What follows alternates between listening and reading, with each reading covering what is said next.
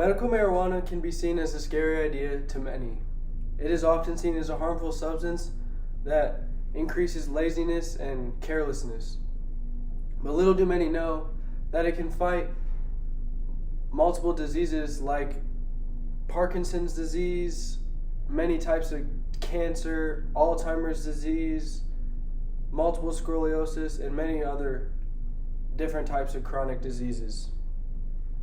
For example, on the medical blog on Alzheimers.net, Alyssa Sauer writes, on a preclinical study published in the Journal of Alzheimer's Disease, found that very small doses of THC, a chemical found in marijuana, can slow the production of beta amyloid proteins, thought to be the hallmark characteristic and key contributor to the progression of Alzheimer's disease.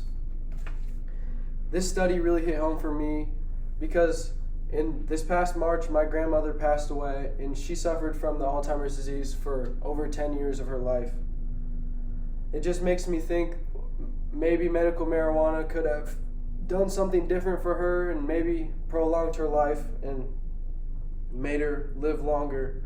But she has been told, just like many other patients, that she only had a matter of time and there was nothing that could be done. It was only a matter of time before she passed away. And this is the sole reason for me presenting you this info today. It didn't save my grandma, but medical marijuana could very possibly save yours. So why would we sit around and accept failure? Today, we need to all try something new, and let's work together to introduce medical marijuana as a mainstream medicine. First, I will tell you exactly what medical marijuana is, the types of medical marijuana available, and a little bit about the overall benefits medical marijuana can provide for a patient struggling with a chronic disease. To start off, what is medical marijuana? Medical marijuana, according to S. Watson on Medical Marijuana Facts, medical marijuana uses the marijuana plant or chemicals in it to treat diseases or conditions. Medical marijuana is basically just recreational marijuana, except it's used in a medical way. The marijuana plant contains over 100 different types of cannabinoids, which are different chemicals in the plant. Each cannabinoid has different effects, and the two main cannabinoids used in medicine today are delta-9 THC and CBD. Delta-9 THC is the feeling that you get after smoking or eating marijuana that makes you feel high, and CBD is a calming and more relaxed effect, and it can also help increase your focus.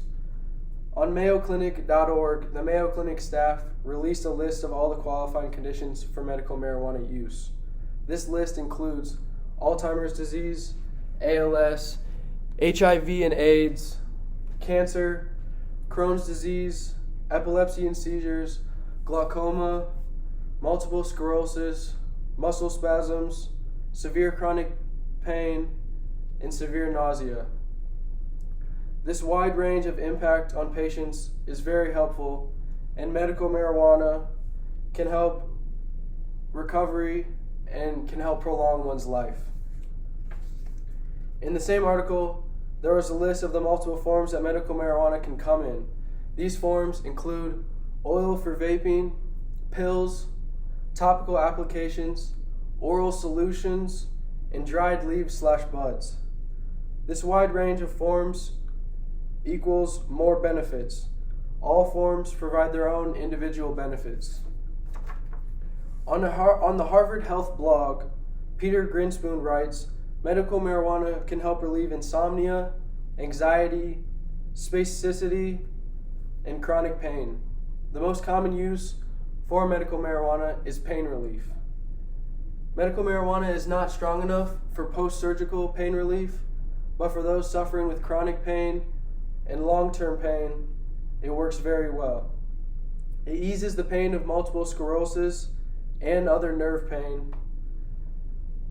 Medical marijuana is a fantastic muscle relaxant, and it even lessens tremors in Parkinson's disease. Now that I have informed you on the medical marijuana and what it is going to give you, now I want to give you a real-life example of how medical marijuana has positively impacted someone's life. On the herbalclinicmd.com, Charlotte Fiji's story has been told. It is a well-known story in the cannabis industry. This story is about a girl who had her first seizure at the age of 3. And then her seizures began to intensify and the frequencies went up. She was having multiple seizures per day, and she was eventually diagnosed with David's syndrome, which is a very rare case of epilepsy. At just 5 years old, she was suffering about 300 grand mal seizures per week. Her parents had no other choice but to put her into a medically induced coma.